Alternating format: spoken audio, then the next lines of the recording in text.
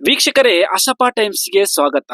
Visit ವೀಸಾದಲ್ಲಿ ದುಬೈಗೆ ಹೋದ ಯುವತಿಯೊಬ್ಬಳು ತನ್ನ 3 ಮಕ್ಕಳನ್ನು ಹತ್ಯೆ ಮಾಡಿ ತಾನು ಆತ್ಮಹತ್ಯೆಗೆ ಪ್ರಯತ್ನಿಸಿದ ಆಘಾತಕಾರಿ ಘಟನೆಯೊಂದು ವರದಿಯಾಗಿದೆ. ಆ ಕಂದಮ್ಮಗಳ ಮುಖ ನೋಡಿದರೆ ಅದು ಹೇಗೆ ಹತ್ಯೆ ಮಾಡಲು ಮನಸ್ಸು ಬಂತು ಗೊತ್ತಿಲ್ಲ. ಅದರಲ್ಲಿಯೂ ಆಕೆ ಆ ಮಕ್ಕಳನ್ನು ನವಮಾಸ ಉದರದಲ್ಲಿಟ್ಟು ಹೆತ್ತು ಸಲಹಿದವಳು. ಕಾರಣ 1000 ಇರಲಿ, ಕೊಲೆ ಮಾಡಿ ಆತ್ಮಹತ್ಯೆ ಮಾಡಿಕೊಂಡ ತಕ್ಷಣ ಪರಿಹಾರವಾಗುತ್ತದ? ವೀಕ್ಷಕರೇ, ಇಂತಹ ಘಟನೆಗಳಂತೂ ಮನಸ್ಸಿಗೆ ತೀರಾ ಘಾಸಿಯನ್ನು ಉಂಟು ಮಾಡುತ್ತದೆ. ಬನ್ನಿ, ಏನಿದು ಘಟನೆ ಅಂತ ವಿವರವಾಗಿ ನೋಡಿಕೊಂಡು ಬರೋಣ. ಅದಕ್ಕಿಂತ ಮೊದಲು ನೀವು ನಮ್ಮ ಚಾನೆಲ್ ಅನ್ನು ಸಬ್ಸ್ಕ್ರೈಬ್ ಮಾಡದಿದ್ದರೆ ಈಗಲೇ ಸಬ್ಸ್ಕ್ರೈಬ್ ಮಾಡಿ. ನಮ್ಮೆಲ್ಲಾ ವಿಡಿಯೋಗಳು ನಿಮಗೆ ತಲುಪಲು ಸಹಾಯ ಆಗ್ತದೆ. ವೀಕ್ಷಕರೇ, ತನ್ನ ಕರುಳ ಕುಡಿಗಳನ್ನು ಕೊಂದು ತಾನು ಆತ್ಮಹತ್ಯೆಗೆ ಯತ್ನಿಸಿದ ನತದೃಷ್ಟೇ ತೆಲಂಗಾಣ ಮೂಲದ ಟಾಲಿ ಚೌಕಿ ನಿವಾಸಿ ಸೈದಾ ಹುಮೇರಾ.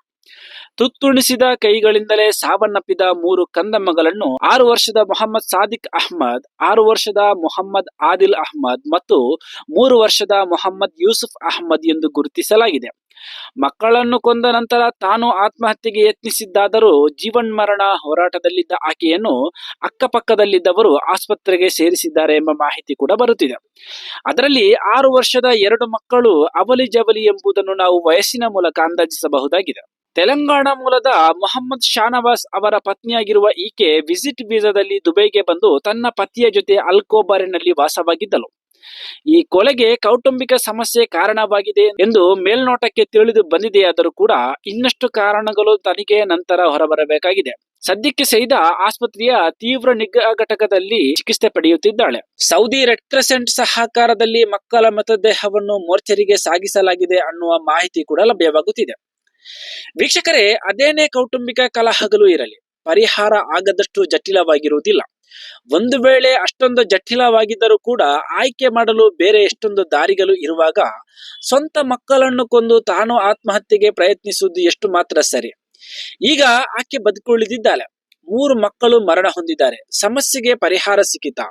ಖಂಡಿತ ಇಲ್ಲ. ಬದಲಿಗೆ ಸಮಸ್ಯೆ ಇನ್ನಷ್ಟು ದೊಡ್ಡದಾಯಿತು. ಒಂದು ವೇಳೆ ಚಿಕಿತ್ಸೆ ಫಲಕಾರಿಯಾಗಿ ಆಕೆ ಬದುಕಿ ಬಂದಳು ಅಂತ ಇಟ್ಟುಕೊಳ್ಳುವ, ಆಕೆ ಯಾವ ರೀತಿ ಪರಿಸ್ಥಿತಿಯನ್ನು ಎದುರಿಸಬಹುದು ಹೇಳಿ? ತನ್ನ ಕೈಯಾರೆ ಕಂದಮ್ಮಗಳನ್ನು ಕೊಂದು ಅದು ಹೇಗೆ ನೆಮ್ಮದಿಯಾಗಿ ಬದುಕುತ್ತಾಳೆ? ಕೋಪದಲ್ಲಿರುವಾಗ ಅಥವಾ ತುಂಬಾ ವಿಚಲಿತವಾದ ಸನ್ನಿವೇಶದಲ್ಲಿ ಯಾವುದೇ ನಿರ್ಧಾರವನ್ನು ತೆಗೆದುಕೊಳ್ಳಬಾರದು ಎಂಬುದು ಹಿರಿಯರು ಸುಮ್ಮನೆ ಹೇಳಿರುವುದಿಲ್ಲ.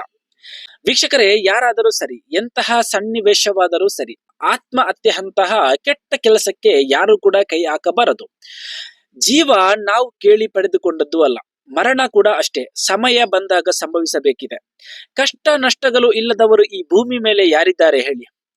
ವೀಕ್ಷಕರೇ, ಇದು ಇವತ್ತಿನ ವಿಶೇಷ ಸುದ್ದಿ. ಇನ್ನಷ್ಟು ಮಾಹಿತಿಗಾಗಿ ಅಸಪಾ ಟೈಮ್ಸ್ ಅನ್ನು ನೋಡುತ್ತೀರಿ. ಈ ಮಾಹಿತಿ ನಿಮಗೆ ಹೇಗೆ ಅನ್ನಿಸಿತು ಅಂತ ಕಮೆಂಟ್ ಮಾಡುವ ಮೂಲಕ ತಿಳಿಸಿ. ಶೇರ್ ಮಾಡುವ ಮೂಲಕ ನಿಮ್ಮವರಿಗೆ ಮಾಹಿತಿಯನ್ನು ಹಂಚಿಕೊಳ್ಳಿ. ಸಬ್ಸ್ಕ್ರೈಬ್ ಮಾಡುವ ಮೂಲಕ ನಮ್ಮನ್ನು ಬೆಂಬಲಿಸಿ. ಧನ್ಯವಾದಗಳು.